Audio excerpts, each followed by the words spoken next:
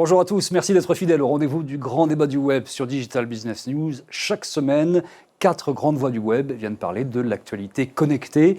4 grandes voix qu'on sélectionne pour être des voix libres qui viennent s'exprimer sur les sujets dont on parle le plus en ce moment. Les sujets dont on parlera cette semaine, la nouvelle folie Snapchat. Je sais, Snapchat, normalement, sur le papier, c'est pour les 15-24. On est donc tous naturellement exclus de ce champ-là sur le plateau. Et pourtant, on va oser, en tant que plus vieux, en parler. Et je suis sûr qu'on aura même des choses presque intelligentes à dire sur cette nouvelle folie Snapchat qui touche même aujourd'hui les médias français, y compris Le Monde. Tout le monde se met sur Snapchat. C'est pour dire qu'il se passe quelque chose. Et puis, on parlera également des bots, B-O-T-S ou chatbots, comme vous voulez. C'est la nouvelle folie lancée par Mark Zuckerberg, qui en fait son cheval de bataille principal pour le futur. Il considère même que les bots, c'est l'avenir d'Internet. Est-ce que les bots vont remplacer carrément les applications, les bots qu'on trouve notamment sur, vous le voyez derrière, sur Facebook Messenger? On en parlera avec nos 4 invités qui sont cette semaine encore 3 hommes et une femme qu'on salue, Laure de Boerio. Salut Laure. Bonjour Bertrand. Paris Helpline qui en 15 secondes fait quoi? Une application en temps réel pour les touristes qui les informe, les conseille, les renseigne, est là pour eux en permanence, partout, tout le temps, pour tout. Moins de 10 secondes, bien, joli. Éric Dupin. C'est moi qui fais le pitch, donc Ouais, Éric Dupin. Je dis même plus bonjour, c'est fini maintenant, c'est open bar en fait. On est en open source totale dans cette émission. Alors, Faites ce que Éric vous voulez. Dupin qui a donc son rond de serviette à l'émission, une montre connectée. C'est vrai, une moto. Et, Un téléphone, qui est toujours à portée de éditeur main. de Presse Citron et de Dronestagram, une plateforme de partage de photos et de vidéos et de contenus. Comment ça va dans Instagram d'ailleurs? Ça cartonne Ça va pas toujours. mal, Ouais. ça va pas mal. On est en train de se développer sur des nouvelles activités et on est en plein brainstorm. Bon. Jérémy Ben Moussa, de l'autre côté, qui crée plein de boîtes et qui en crée encore des nouvelles d'ailleurs. Alors, celle que tu connais déjà, Schedule.io, qui est une plateforme d'automatisation pour Slack. Slack, c'est une plateforme collaborative, on va dire, ou de discussion. Ouais, une plateforme de Quoi. conversation pour les entreprises. Et la nouvelle qu'on peut annoncer, parce que dans quelques jours ça sort, qui est Lita, qui est une application de dating qui va chambouler le monde du dating. Lita. Ouais, Lita. L-I-I-T-A. Ah tiens, ça fait longtemps qu'on n'avait pas eu 2 œufs dans un nom de C'est ça. start-up. Et puis Fabrice Epelboin et Yogosha. Yogosha, une plateforme de bug bounty, dont le principe de bug bounty, c'est qu'on va payer des hackers qui vont trouver des failles, plutôt que de payer du temps de hackers à trouver des failles. Donc on les Et d'un paye point de au vue résultat, à la performance en fait. On les paye à la résultat. Chaque fois qu'ils arrivent à trouver qu'ils sont rentrés dans le système et qu'il y a un problème, on leur donne un peu d'argent. Absolument. Ce qui est un système vertueux qui leur permet de travailler, de gagner aussi leur vie, parce que c'est un vrai métier, pour le coup, de faire ce genre de choses-là. La nouvelle folie Snapchat, on va en parler aujourd'hui. Alors, qui d'entre vous est sur Snapchat? Qui a un compte Snapchat? Moi, j'ai un compte Snapchat, mais il n'est pas très actif, je m'en sers pas. Donc, il faut que je rentre un peu dans les méandres du truc. Vous? Moi, c'est tout récent. J'ai testé Snapchat il y a 3 semaines. Donc, je suis arrivé vraiment J'ai après la l'impression guerre. qu'on est dans une génération où on s'y met, en fait, là, maintenant, alors que les jeunes ont déjà adopté le truc. Et au moment où on y sera tous les 5, en fait, tous les jeunes auront déserté. Hein. C'est comme ça que ça se passe. Ils seront plus jeunes. Pour le coup, c'est pas sûr du tout. Fabrice? J'ai testé le truc, j'ai objectivement pas suffisamment de temps à y consacrer. Bon, vous allez mais quand je- même je regarder comprends à le quoi ça principe. ressemble Oui, pour quand cette même. émission. Les médias sont là maintenant, elles essaient de venir dans le partage d'histoire. Snapchat, c'est complètement différent du reste parce qu'il y a l'instantanéité de ce qu'on partage, on choisit le temps de visibilité de ce qu'on partage. Il y a 2 sections, il y a Discover qui pour l'instant est réservé aux anglo-saxons, aux médias, grands médias anglo-saxons, mais on dit, et les Français se préparent à l'idée, les grands médias français qui pourront venir là-dessus. Il y a CNN qui est sur Discover et des grandes marques américaines. Et puis, vous avez le Figaro qui maintenant utilise Snapchat en France pour un résumé de l'actu. Vous avez les Inrock qui proposent son sommaire. Alors, c'est sommaire, on va dire, pour l'instant, comme utilisation. Vous avez les coulisses de C'est à vous, l'émission de la 5, avec des reportages, des interviews pour Ouest France ou pour Paris Match qui se font. Paris Match, quand même, pas le journal des jeunes, hein, qui se font sur Snapchat. Autant dire que Snapchat, qui est une plateforme qui déchaîne les passions des jeunes, parce qu'ils trouvent que, finalement, ils sont les seuls à comprendre vraiment à quoi ça sert pour l'instant, en tout cas, avant même que leurs parents l'utilisent, eh bien, aujourd'hui, devient un endroit où on va les chercher. C'est un des rares endroits où on peut aller les chercher de façon très captive parce qu'il s'y passe vraiment, vraiment du temps. Et il y a des rendez-vous réguliers qui se mettent maintenant en place sur Snapchat où on partage plein de choses, des photos, des vidéos. Qu'est-ce que vous en pensez? On commence par Laure de Snapchat. Comme utilisation, est-ce que c'est quelque chose qui aujourd'hui est là pour durer, justement. Je disais que... Voilà. Franchement, oui, je ne suis pas d'accord avec toi. Déjà, Snapchat, c'est un outil de com-vlog qui est absolument génial. C'est l'outil rêvé pour... Un outil de com-vlog. Oui, les vlogs, les blogs vidéo. Vidéo, blog. C'est gratuit, c'est éphémère, c'est court, c'est créatif, c'est ultra personnalisant. Donc pour moi, c'est l'outil idéal pour la cible. En plus de ça, ils ont eu l'intelligence de créer un espèce de hub, en fait, parce qu'à l'intérieur, on peut directement faire énormément de choses en app-in. Donc, ils ne vont pas partir tout de suite parce que le potentiel est exponentiel. Et donc, ça va être enrichi, étoffé, etc. Donc, les gamins ne vont pas forcément... c'est pas juste une mode, ils vont passer à autre chose après. Le truc a une vraie valeur, une vraie justification. C'est qu'il y a un écosystème qui se met en place d'une certaine façon. Et puis, ils ont créé aussi une identité, c'est-à-dire que c'est compliqué pour nous, les vieux, d'accéder au truc. Il y a un fonctionnement, il y a des règles du jeu au départ qu'il faut adopter, en fait. C'est ça, le truc. Oui, puis c'est leur truc à eux. Pour nous, c'est plus compliqué d'y avoir accès. Il y a leur vocabulaire, il y a les façons de faire, les modes de pensée. Enfin, c'est vraiment pour eux, quoi. Moi, je trouve ça formidable. Bon, là, on est dans des discussions de parents, Eric. Je partage ton avis. C'est vraiment, je crois que c'est la première application de réseau social avec beaucoup de guillemets qui a été complètement conçue par des jeunes, pour des jeunes, avec cet esprit génération, je ne sais plus, Y, Z en tête. C'est-à-dire que c'est vraiment complètement disruptif par rapport à ce qu'on connaît. Et c'est pour ça que des gens qui ont au-delà de 30 ans, 35 ou 40 ans sont un peu perdus. Parce que jusqu'à présent, tout ce qu'on a connu reprenait quand même des codes qu'on maîtrise. Les ergonomies qu'on connaissait. Les ergonomies qu'on connaît, même Facebook, même Messenger, même Instagram, etc. Là, on est carrément dans un truc complètement nouveau. D'ailleurs, avec lequel, moi, personnellement, j'ai un peu de mal sur deux plans. Du point de vue du design d'interface, je trouve ça très moche. Oui. Et du point de vue, effectivement, de l'ergonomie, où au début, c'est très compliqué. Et en fait, si on regarde bien les gestures, tout ça, les gestes, les mouvements, ça correspond exactement à ce que fait un 15-25 ans toute la journée. On zappe, on swipe, on fait glisser, etc. On interagit très vite, c'est éphémère, etc. Donc ça correspond vraiment à la culture d'une génération. Et moi, je le vois autour de moi. Mon fils qui a 19 ans passe beaucoup de temps sur Snapchat et il est pratiquement plus jamais sur Messenger et sur Facebook, qui est déjà pour lui un truc de vieux. Oui, Facebook, c'est un truc de vieux depuis un petit moment pour les 15 ans aujourd'hui. Hein. Oui, et puis aussi, je demandais à une stagiaire d'aller me chercher une information par rapport à Twitter et elle me dit « Ok, je vais sur Snapchat. Donc, tu vois, ça agrège. Naturellement, c'est pour elle n'a pas été naturellement sur Twitter. Qui est capable de m'expliquer pourquoi, en une raison ou deux, Snapchat cartonne autant chez les jeunes? Fabrice. Alors, une application qui sert à créer ce qu'on peut tout à fait qualifier de mème, c'est-à-dire une image qu'on va aller choper et qui a une signification commune pour une communauté, plus ou moins large, qui peut être mondiale, et qu'on va enrichir, la plupart du temps graphiquement. On peut dessiner sur les images. On peut dessiner sur les images, rajouter des effets graphiques, c'est pas nouveau, mais c'est plutôt bien pensé, et qu'on va rebalancer dans le système dans l'optique de faire du buzz. Donc ça, c'est un mode d'interaction sociale qui n'est pas nouveau. Le plus gros carton précédent s'appelle 4chan, et 4chan est un creuset culturel qui a donné un nombre de mèmes considérable dans lequel on vit aujourd'hui. Hein. Les lolcats, ça sort de 4chan, Anonymous, ça sort de 4chan, Rickroll, ça sort de 4chan. Il y a une quantité faramineuse de culture contemporaine populaire qui est issue de ce creuset 4chan, dont les règles de base sont finalement pas si éloignées que Snapchat, mais qui date de 2003-2004. Et concrètement, 4chan, c'est ça, c'est un creuset culturel. La différence avec Snapchat, elle tient à l'oblitération totale de l'identité dans 4chan, qui est quelque chose de relativement accessoire dans Snapchat, mais sinon tout y est. La façon de parler avec des images, de s'adresser à des communautés avec des images qui sont reprises, re-reprises, échangées, buzzées, la façon de créer une sous-culture qui soit propre à une génération. Et il y a pas de compétition aussi sur Snapchat, puisqu'il n'y a pas les likes de Facebook, et ça c'est extrêmement rassurant pour les jeunes qui sont dans une pression permanente lorsqu'ils publient socialement. Hein. Voilà, et donc on a un autre univers social plus cool avec l'identité que Facebook, qui donne plus de possibilités créatives que ce qui existait jusqu'ici. Là, sur les possibilités créatives, on est proche de 4chan. C'est vrai que 4chan n'a pas ces outils, vous devez vous démerder vous-même de votre côté pour créer des mèmes. Là, il y a un outil de publication de mèmes. Donc c'est pas si surprenant que ça comme dynamique, c'est pas surprenant du tout que ce soit un phénomène générationnel, parce que c'est une culture populaire qui est propre à cette génération, c'est elle qui invente ces dimensions culturelles, de la même façon que dans ma génération et les générations d'après, on ne comprend rien à Anonymous, et qu'on essaie de se raccrocher à des concepts histoire de se rassurer. Dans la génération nouvelle, c'est quelque chose d'assez naturel parce qu'ils ont expérimenté des systèmes sociaux qui leur permettent de toucher du doigt le concept qu'il y a derrière. C'est cool, Snapchat, en fait. Je veux dire, c'est cool perçu comme étant cool par les jeunes, en puis, fait. Surtout, c'est une génération d'utilisateurs qui est quasiment née avec le mobile et pour laquelle c'est assez naturel de communiquer en vidéo. Ce qui l'est beaucoup moins pour des gens un peu plus âgés qui sont plus à l'aise avec d'autres modes. Et le début de Snapchat, c'était vraiment du message vidéo éphémère.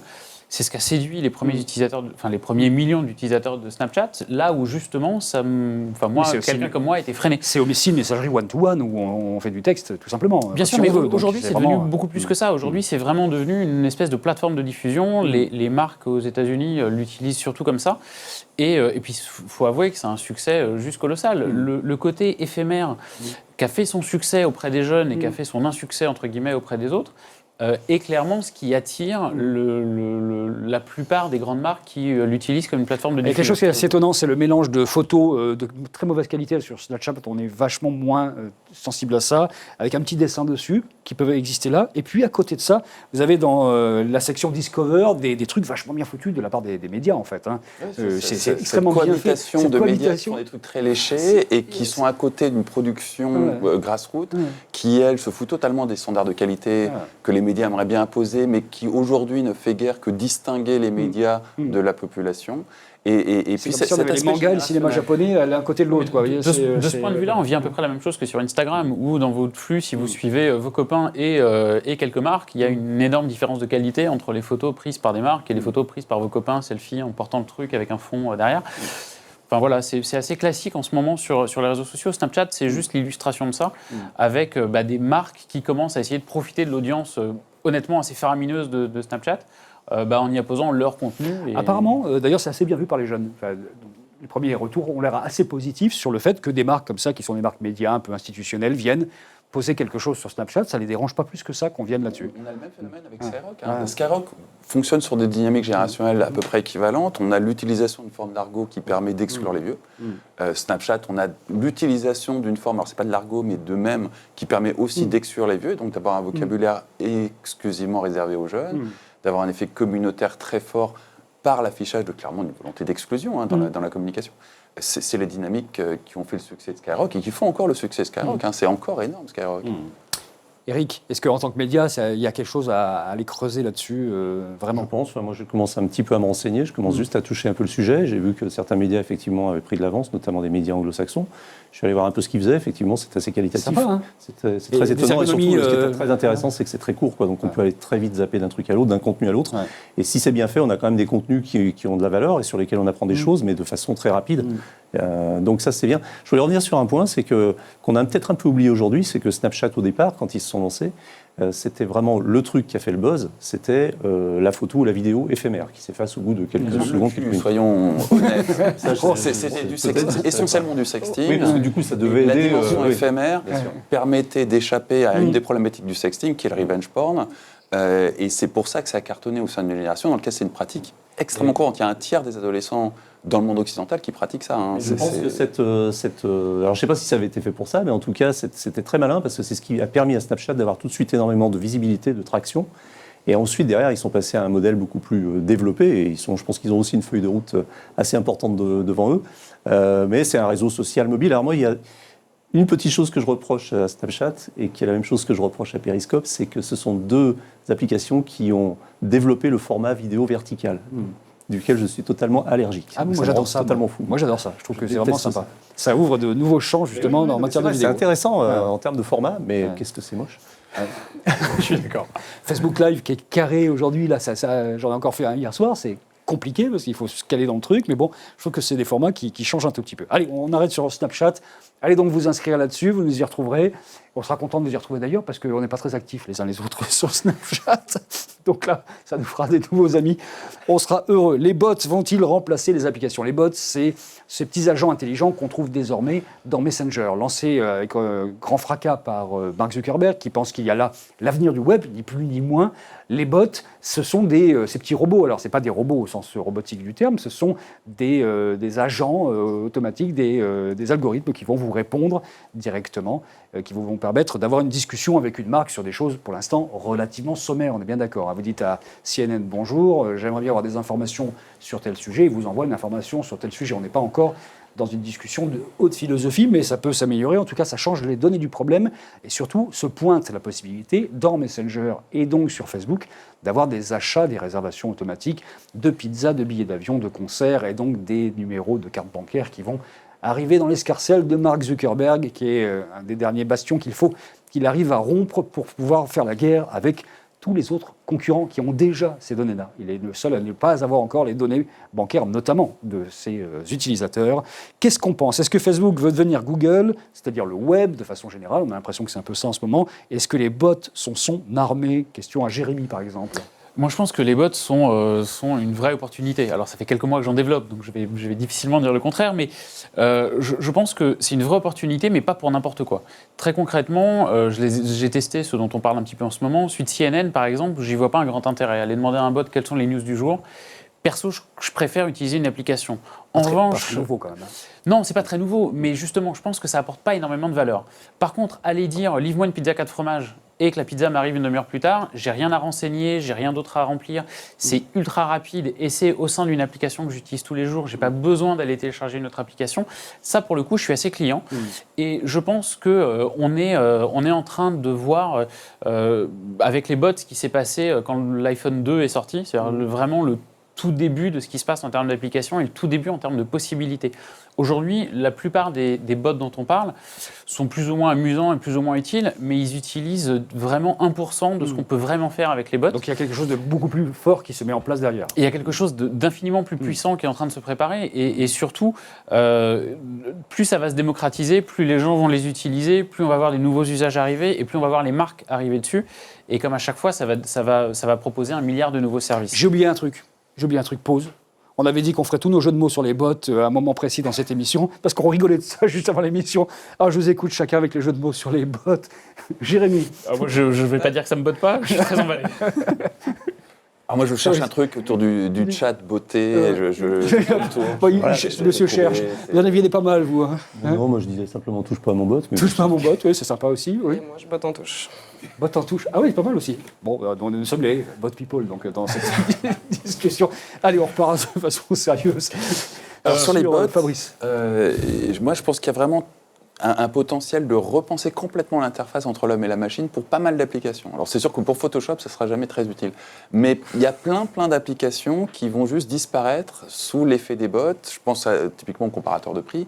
C'est quelque chose qui va être a priori éradiqué par un bot. Parce que on va vite voir arriver des bots qui vont remplacer typiquement un service de conciergerie, qui de toute façon, c'est pas du tout accessible au commun des mortels, et qui vont offrir grosso modo le même service. Si je vais de Paris jusqu'à New York pour aller dans une conférence, j'ai une myriade de choses dont il faut que je m'occupe, que ce soit du taxi qui va m'amener à Roissy pour ensuite le vol, éventuellement la réservation de restaurant quand j'arrive, l'hôtel, tout un tas de services autour de la conférence, machin.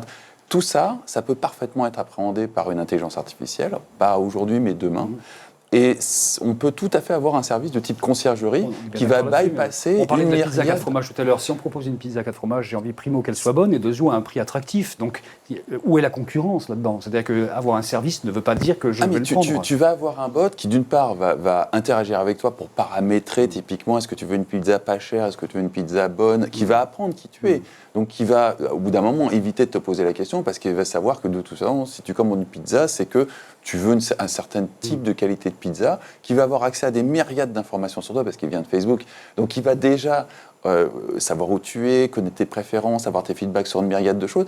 Et au bout d'un moment, tu vas juste dire à un bot, planifiez-moi la soirée d'anniversaire de ma fille. Alors, exactement. Est-ce que Fabrice, ce que je disais tout à l'heure, c'est-à-dire Facebook et Mark Zuckerberg veulent aujourd'hui les données bancaires des gens, ils veulent qu'on puisse acheter directement. Ça va bien au-delà de ça. Ça va au-delà. Bien au-delà. Ça va à redéfinir l'interface entre l'homme et la machine pour une myriade de choses.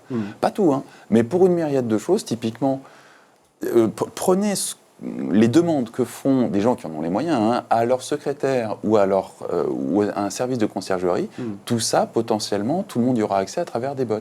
Donc le coup de planifie-moi l'anniversaire de ma fille, où il va falloir prévoir le clown, le gâteau d'anniversaire avec le nom de la fille marqué dessus, son âge, la livraison du gâteau en temps et en heure, la livraison du reste, l'animation, l'invitation faite aux... Enfin, c'est un gros bordel de planifier l'anniversaire d'une gamine.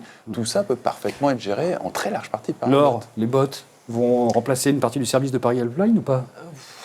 Comment te dire que non? Mais allez-y, mettez des bottes partout, ça m'arrange. On n'a pas fait bot en plastique en plus. Non. Bon, c'est dommage quand même. Bon. Mais je suis assez partagée en fait parce que les possibilités sont juste ahurissantes, hallucinantes. En même temps, effectivement, les enjeux derrière sont flippants. Et après, moi j'ai un positionnement où l'humain restera toujours la priorité. Donc je dis, mettez des bots partout puisque de toute façon, à un moment donné, vous aurez envie de parler à quelqu'un. À moi en l'occurrence. C'est un peu, on s'est rendu compte de ça aussi avec le e-commerce où on a numérisé tout et finalement on a besoin d'humains, de contacts, de physique, de magasins, tout comme ça. Est-ce que les bots à un moment précis vont remplir ce rôle-là vraiment? Pas toujours super sexy de discuter avec un agent intelligent quand même. Pas systématiquement opposer l'humain avec l'intelligence artificielle. Non, mais si tu veux, Tu peux parfaitement imaginer des systèmes hybrides où à un moment on a affaire à un opérateur humain, à un moment on a affaire à un bot. De toute façon, ultimement, ces services vont pas seulement arriver gratuitement et être rémunérés sur typiquement les achats que vous ferez par l'intermédiaire d'un bot. Donc la concurrence, je pense effectivement pour un service de conciergerie et d'assistance touristique, ça va être extrêmement rude parce que surtout sur une ville comme Paris qui est la première destination touristique de la planète, il va y avoir des initiatives en termes de bots touristiques. Et c'est évident qu'un service de bot qui m'accompagne dans une ville étrangère et qui va aussi bien m'aider à trouver un restaurant qui colle à mon budget et à mes problématiques, que m'assister dans une visite de musée, que de me signaler tel ou tel truc, ou de me dépanner si je suis dans la merde. La réponse de Laure est... Un exemple, je te donne ton bot se base sur quoi pour te conseiller ton restaurant? Mais ton bot, c'est tout de toi, parce qu'il vient de chez Facebook, de chez Google, donc il connaît ta géolocalisation, il connaît tes gammes de budget, il connaît ta situation familiale, il connaît tes intentions. Quand tu es japonais, il ne connaît pas tellement tes goûts en matière de gastronomie française que tu ne pratiques pas le reste du temps, donc c'est pas évident. Il les connaît parce que tu as préparé ton voyage, tu as un historique de recherche. Le voyage, c'est une partie de surprise. Alors, bon, on est bien d'accord, on entend bien qu'il y a... Il peut introduire cette notion de surprise, vraiment. Par contre, il ne va pas te faire la surprise de te faire visiter un resto cheap si tu es un millionnaire japonais, parce qu'il sait... Il connaît... Pour la fluidification et la rapidité d'exécution, je trouve ça formidable. Mais après, à un moment donné, un très bon restaurant va te plaire à toi, mais ne me plairait pas à moi. Et la seule personne qui est capable de déterminer ça, c'est un humain. Pas du tout. Alors là, vraiment, la Big Data le déterminera parfaitement. Vraiment, encore une fois... je crois qu'on est sur un point central de cassure. Là, il y a une cassure au milieu de cette table. Non, mais c'est la philosophie même. Il n'y arrivera jamais. Big Data Un aujourd'hui. être humain, il va m'avoir au téléphone pendant 1 minute. Si tu me dis, ma femme y arrivera mieux qu'un bot, je veux bien. Mais si tu me dis, un être humain lambda qui est un employé dans un call center va mieux me conseiller un restaurant qui a un algorithme qui connaît mon historique de restaurant depuis 3 ans. S'il vous plaît, messieurs, dames, laissez parler Monsieur Dupin qui est venu de loin pour parler dans cette émission.